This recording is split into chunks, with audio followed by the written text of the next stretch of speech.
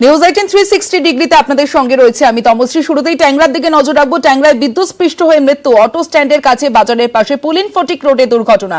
সিএসসির light post ছুটতেই বিদ্যুৎস্পৃষ্ট, পোস্টের metre বক্সে বিদ্যুৎস্পৃষ্ট হন বান্টি হালদার নামের এক ব্যক্তি। সরাসরি চলে যাব, ওঙ্কার সরকার রয়েছে আমাদের সঙ্গে। ওঙ্কার, ঠিক কি হয়েছিল? সিএসসির আধিকারিকরা কি এখনো পর্যন্ত এসেছে এলাকায়? একদমই, দেখো যে বিষয়টি উঠে আসছে তা হচ্ছে গিয়ে এই যে পোস্ট রয়েছে, পোস্টে একটি মিটার রয়েছে এবং মৃতের স্ত্রী ঝুমা হালদার তিনি যেটা জানাচ্ছেন যে তিনি বেরোতে যাওয়ার সময় কোনোভাবে হাত লাগে এবং হাত লাগার পর তিনি কিন্তু বিদ্যুৎস্পৃষ্ট হয়ে মারা যান। যদিও একটা বিষয় দেখা যাচ্ছে যে এখানে কিন্তু ভেতরে দোকানটা একটু দেখানোর চেষ্টা করব। এই যে দোকানের বিভিন্ন জায়গায় দেখা যাচ্ছে ভেতর থেকে কিন্তু আগুন লেগেছে, আগুন লেগে রীতিমতন গলে গিয়েছে ইলেকট্রিক্যাল লাইনগুলো। পুলিশের তরফ থেকে যেটা জানা যাচ্ছে তা হচ্ছে গিয়ে এই দোকানে কচুরি দোকান ছিল, সকালবেলায় যখন দোকান খোলা হয় তারপরে হচ্ছে গিয়ে কোনোভাবে গ্যাস থেকে কিন্তু আগুন ছড়িয়ে পড়ে এবং আগুনটা ছড়িয়ে পড়ার পর সেটা কোনোভাবে হয়তো পোস্টের সঙ্গে লাগে। এরকম দোকানের ভেতরে যেরকম ভাবে দেখা যাচ্ছে যে আগুনের লাগার দৃশ্য কিন্তু একেবারে স্পষ্ট, যে আগুন লেগে গোটা দোকানের যে তারগুলি রয়েছে সেগুলি কিন্তু পুড়ে গিয়েছে। যদি এই মিটার বক্সে আগুন লাগতো সেক্ষেত্রে কিন্তু মিটার বক্সে পোড়ার কোনো দাগ থাকতো, কিন্তু সেক্ষেত্রে পোড়ার কিন্তু কোনো রকম কোনো দাগ নেই। যদিও মৃতের স্ত্রী দাবি করেছেন যে তিনি বেরোতে যাওয়ার সময় এই পোস্টে হাত দেওয়ার ফলেই কিন্তু তার মৃত্যু হয়েছে। এরকম দুটি তথ্য কিন্তু উঠে আসছে, কিন্তু পাশাপাশি আরো স্থানীয় যারা রয়েছেন তারা যেটা বক্তব্য যে ভেতরের যে গ্যাস ছিল সেই গ্যাসে কিন্তু আগুন লেগে যায় এবং সেই আগুন নেভানোর জন্য প্রচুর পরিমাণে বালি এই দোকানের মধ্যে কিন্তু দেওয়া হয়। মৃতের স্ত্রীর যেটা বক্তব্য যে সিএসসির জন্যই কিন্তু তার স্বামীর মৃত্যু হয়েছে, অর্থাৎ এই পোস্টের জন্যই কিন্তু তার স্বামীর মৃত্যু হয়েছে।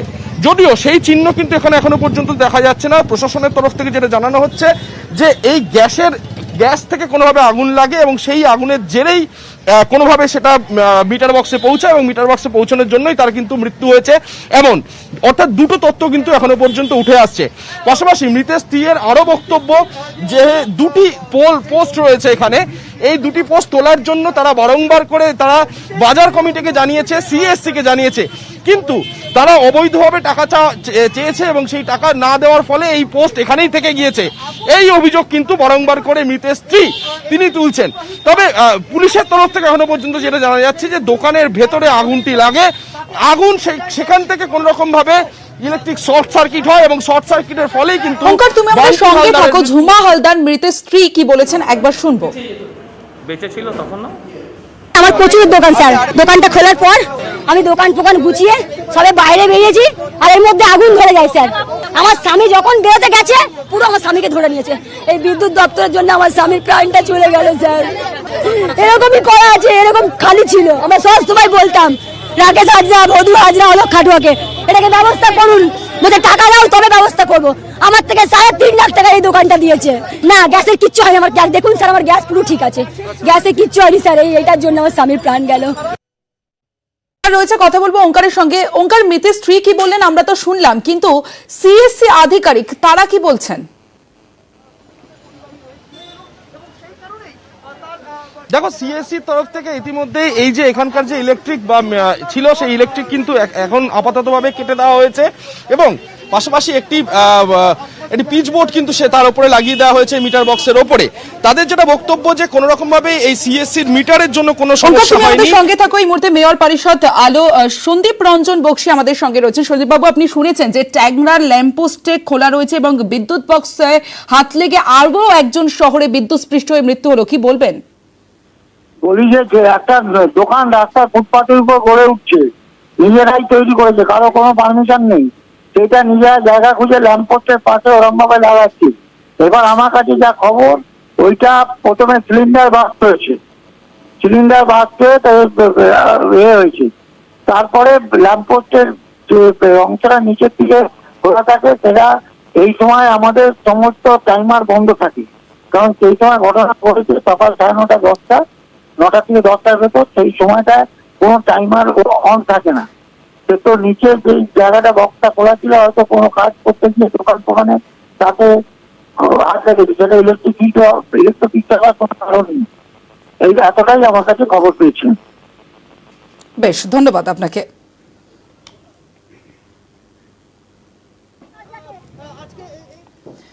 এবার মহারাষ্ট্রের দিকে নজর রাখবো। ফের বৃষ্টি বিপর্যয় মহারাষ্ট্রে। রাতভরের বৃষ্টিতে জলমগ্ন মুম্বাইয়ের একাধিক এলাকা। ভাসছে সিওন, ওয়াদলা, নভি মুম্বাই।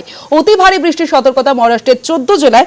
সরাসরি চলে যাব, প্রশান্ত পান্ডে রয়েছে আমাদের সঙ্গে এই মুহূর্তে। প্রশান্ত জি, अभी भी बारिश हो रहा है, क्या स्थिति है?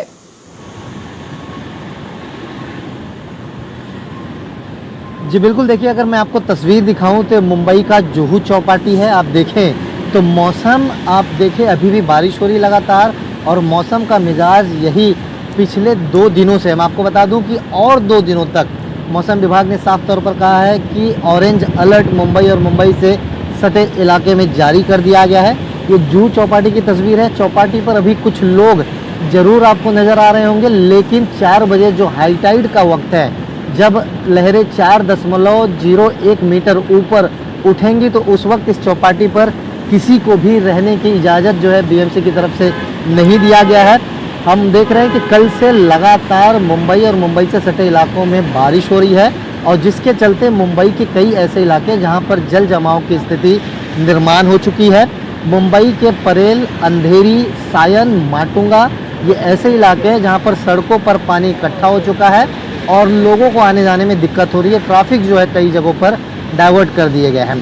खास बात मैं आपको बताऊं कि मुंबई से हटकर थोड़ी बात की जाए, रायगढ़, महाड़, रत्नागिरी, कोल्हापुर, जहां पर हमने देखा था कि पिछले साल भी जब बाढ़ की स्थिति बन गई थी, जो नदी था उसका जो पानी है वो उसके खतरे के लेवल से ऊपर था, और यही वजह है कि इस बार भी समस्या मुंबईकर और महाराष्ट्र के लोगों के लिए बनी हुई है। एकनाथ शिंदे जो नए मुख्यमंत्री हैं, उन्होंने एनडीआरएफ की टीम से भी बात कर रखी है। 5 टीमें जो है तैनात की गई। मैं आपको बताऊँ, रत्नागिरी, महाड़, कोल्हापुर, यहाँ पर एक टीमें जो है अभी से तैयार रखी गई है, और मुंबई में खास तौर पर के 5 टीमें जो है तैनात कर रखी है। बहरहाल आपको बता दें कि 2 दिनों तक ऐसे ही मौसम रहेगा। लगातार बारिश मुंबई और मुंबई से सटे इलाकों में होता रहेगा, ऐसा मौसम विभाग ने अलर्ट जारी किया है। लोगों से गुजारिश की गई है कि बहुत ज़्यादा ज़रूरत हो तो अपने घरों से बाहर निकले, नहीं तो जिस तरह से आज हम देख रहे हैं कि मुंबई में जहां पर जल जमाव की स्थिति हो चुकी है, वहां पर लोग जो है फंसते नजर आ रहे हैं। गाड़ियों का आवाजावी यानी यातायात जो है डगमगाती नजर आ रही है। শুক্রিয়া প্রশান্ত জি। এবার মুর্শিদাবাদের দিকে নজর রাখবো। মুর্শিদাবাদের ডোমকলে বোমা ফেটে মৃত্যু এবং বোমা বাঁধতে গিয়ে বিস্ফোরণ বলে অভিযোগ। মৃতের নাম সিরাজুল শেখ। ইতিমধ্যে আহত 4 জন। আহত যুবক একজনের হাত উড়ে গিয়েছে বোমা বাঁধতে গিয়ে। মুর্শিদাবাদের ঘটনা। মুর্শিদাবাদে বোমা বাঁধতে গিয়ে বোমা ফেটে মৃত্যু এবং বোমা বাঁধতে গিয়ে বিস্ফোরণ হয় বলে অভিযোগ। ইতিমধ্যে আহত 4 জন। এই মুহূর্তের আপডেট জানবো, প্রণব রয়েছে আমাদের সঙ্গে। প্রণব, এখন কি আপডেট রয়েছে?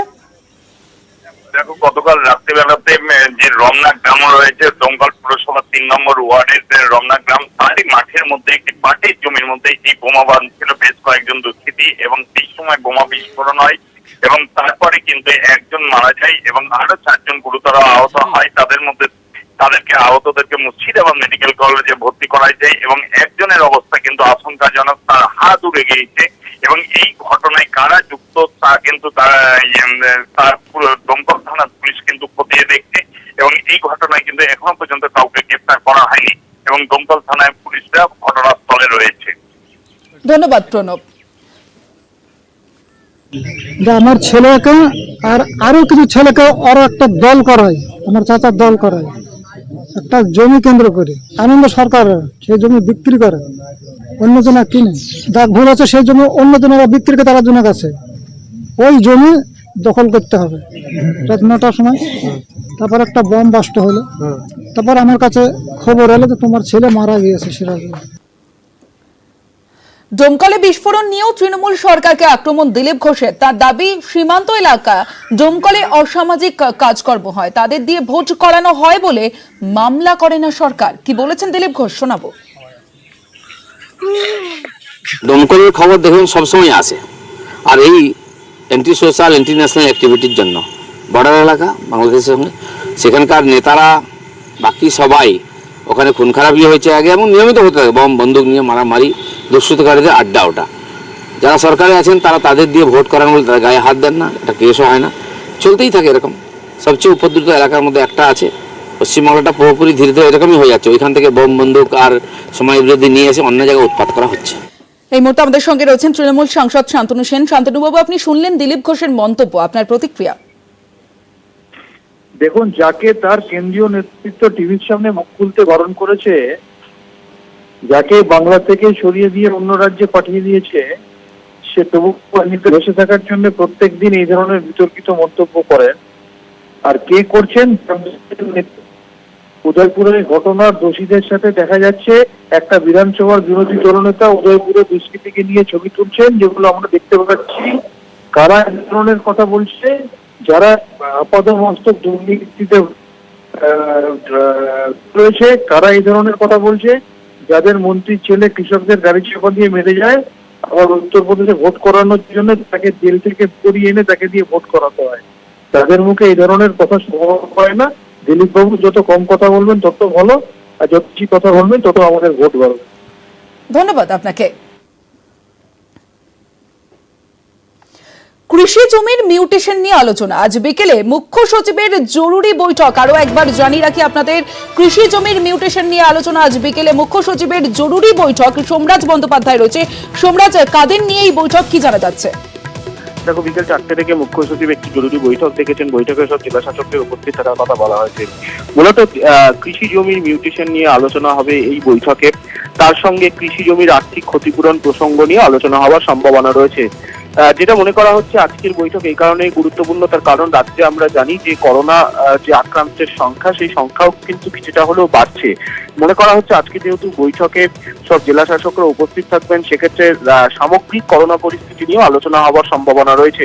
যদিও বৈঠকের যে আলোচ্য সূচি হিসেবে বিষয়বস্তু দেওয়া হয়েছে তা হচ্ছে কৃষি জমি সংক্রান্ত আলোচনা, কিন্তু সেক্ষেত্রে মনে করা হচ্ছে যে আজকে যেহেতু জেলা শাসককে নিয়ে ভার্চুয়াল বৈঠক ডেকেছেন জরুরি বৈঠক মুখ্য সচিব, সেক্ষেত্রে এই প্রসঙ্গ ছাড়াও আরো বেশ কয়েকটি গুরুত্বপূর্ণ বিষয়, তার মধ্যে করোনা পরিস্থিতি নিয়েও আলোচনা হওয়ার সম্ভাবনা রয়েছে। ধন্যবাদ।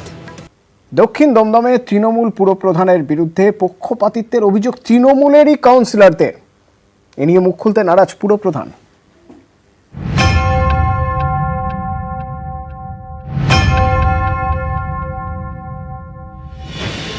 জায়গায় জায়গায় পড়ে আবর্জনা, দিন দিন বেহাল হচ্ছে নিকাশি, রাস্তার আলো পানীয় জল নিয়েও নাকি নিত্য সমস্যা। এইসব অভিযোগ দক্ষিণ দমদম পুরসভার একাংশের বাসিন্দাদের। তবে স্থানীয় কাউন্সিলরদের উপরে তাদের কোনো ক্ষোভ নেই। আমরা পরিষেবাটা পাওয়ার জন্য তো ভোটটা দিয়েছিলাম, এখন সেটা যদি না পাই, কিন্তু আমাদের কাউন্সিলর যথেষ্ট চেষ্টা করেন। এর ভোটে ওই হতো, এই ভোটেই সমস্যা। পরিষেবাটা সেইভাবে পাওয়া যাচ্ছে না, কিন্তু কাউন্সিলর যে হয়েছে সে রীতিমতন চেষ্টা করছে, সে ঘুরে ঘুরে দেখে যাচ্ছে।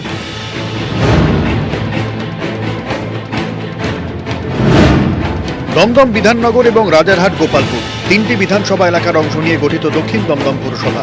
অভিযোগ, দমদম বিধানসভার 17টি ওয়ার্ডের মধ্যে কম অর্থ বরাদ্দ করছে তৃণমূল শাসিত পুরসভা। রাজারহাট গোপালপুরে 8 এবং বিধাননগরের 10টি ওয়ার্ডের জন্য বেশি টাকা বরাদ্দ হচ্ছে। সব রকম পুরো পরিষেবাও পাচ্ছেন ওই সব এলাকার মানুষ। দক্ষিণ দমদম পুরসভার চেয়ারম্যান তৃণমূলের কস্তুরী চৌধুরীর বিরুদ্ধে পক্ষপাতিত্বের অভিযোগ তুলছেন তৃণমূলেরই কাউন্সিলররা। 10টা ওয়ার্ড বিধাননগরের মধ্যে পড়ছে, সেখানে কোনো লাইট জল কোনো অসুবিধা হচ্ছে না। এবং অদিতি মুন্সির যে ওয়ার্ডগুলো 8টা ওয়ার্ড, সেখানে হয়, কিন্তু শুধু আমরা ডিপ পাইপ হচ্ছে 1 থেকে 17। বোর্ড মিটিং বয়কট করার সিদ্ধান্ত নিয়েছে ইতিমধ্যেই 17 জন। পথ দুর্ঘটনা রুখতে রাজ্যে এবার অভিন্ন গতিনীতির ভাবনা। শীঘ্রই মন্ত্রিসভায় এই নিয়ে রিপোর্ট পেশ হতে চলেছে। রিপোর্টে কি রয়েছে আমরা জানবো। আবির ঘোষাল রয়েছে সরাসরি আমাদের সঙ্গে, কথা বলবো আবিরের সঙ্গে। আবির, রিপোর্টে কি কি উল্লেখ রয়েছে?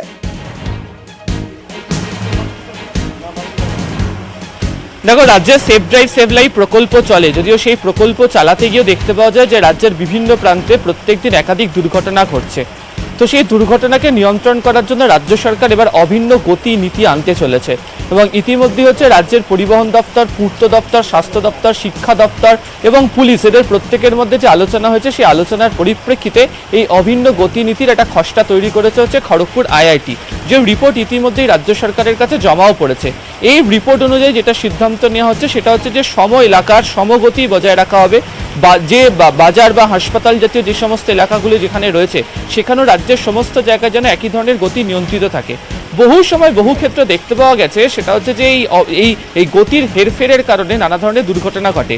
যে রিপোর্ট তারা জমা দিয়েছেন সেখানে তারা উল্লেখ করেছেন কত শতাংশ গতি থাকলে কোনো একটি ব্যক্তি দুর্ঘটনায় ঘটলে তার আঘাতের হার বা তার মৃত্যুর হার কত পর্যন্ত থাকে, এবং এই জায়গাগুলিকে নিয়ন্ত্রণ করার জন্য ট্রাফিক ম্যানেজমেন্ট ব্যবস্থাকে কী কী ধরনের বদল করা দরকার, এই নিয়ে রিপোর্ট তৈরি করা হয়েছে। সূত্রের খবর শীঘ্রই রাজ্য মন্ত্রিসভাকে অভিন্ন গতিনীতির রিপোর্ট পেশ হতে চলেছে এবং তার পরিপ্রেক্ষিতে রাজ্যের যে দুর্ঘটনার হার সেটা অনেকটাই নিয়ন্ত্রণ করা যাবে বলে আশাবাদী হচ্ছে বিশেষজ্ঞরা। ধন্যবাদ। গোটা পৃথিবী জুড়ে যে সায়েন্টিফিক এভিডেন্স, রিসার্চ, সেগুলো সমস্ত ক্লিয়ারলি ইন্ডিকেট করছে সব মিলিয়ে যে গতি আমাদের দেশে এবং রাজ্যে দুর্ঘটনা এবং দুর্ঘটনাজনিত মৃত্যুর একটি বড় কারণ। কাজেই যখন আমাদের কম্প্রোমাইজড ফেসিলিটি, ইনফ্রাস্ট্রাকচার, সাধারণভাবে পথচারী বলুন, ড্রাইভার বলুন, এদের অ্যাওয়ারনেস কম, ট্র্যাডিশনালি এদের ট্রেনিং প্রোগ্রাম অত ভালো ছিল না, এখন এগুলো আপগ্রেড হচ্ছে। বিশেষ করে দুর্ঘটনাজনিত মৃত্যুকে যদি আমাদের নামিয়ে আনতে হয় তাহলে এফেক্টিভ স্পিড ম্যানেজমেন্টই একমাত্র রাস্তায়, এছাড়া অল্টারনেটিভ। এবং এইটা সেফ ড্রাইভ সেফ লাইফের যে প্রোগ্রাম তার একটা কন্টিনিউশন হিসেবে দেখা যেতে পারে। মাত্র 1 ঘন্টায় হাওড়া এয়ারপোর্ট থেকে হাওড়া 1 ঘন্টায় চালু হচ্ছে এয়ারপোর্ট হাওড়া স্টেশন বাস। দিনে 2টি শাটল বাস চলবে airport Howrah station. Airport Howrah স্টেশনে 100 টাকা ভাড়া। এয়ারপোর্ট হাওড়া স্টেশনে স্টপেজ এসপ্ল্যানেডে।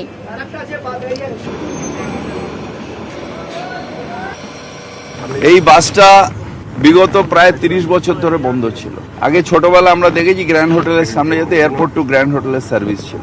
ওয়েস্ট বেঙ্গল ট্রান্সপোর্ট কর্পোরেশনের চেয়ারম্যান, ভাইস চেয়ারম্যানকে আমি অনুরোধ করলাম যে এই বাসটা আবার চালু করার জন্য। এয়ারপোর্ট টু সিটির মধ্যে ইলেকট্রিক বাস, মেনলি এমনি বাসও থাকবে, চালু করার জন্য। এবং আমি আজকে আনন্দিত যে ওরা আজকে এই বাসটা চালু করলো। এই বাসটা চললে মানুষের সুবিধা অনেক হবে। তারা ডাইরেক্টলি স্প্ল্যানেড থেকে এয়ারপোর্ট এবং এয়ারপোর্ট থেকে আবার স্প্ল্যানেডে চলে যেতে পারবে না। মাঝে কবে তাড়াতাড়ি চলে যাবে, যদি সেরকম লাগে তখন একজন মানুষ নামবে, তাতে আর কি আছে। সিটি সার্ভিস মানে হচ্ছে যে এয়ারপোর্ট টু সিটি, সব জায়গায় সেটা থাকে সিটি সার্ভিস।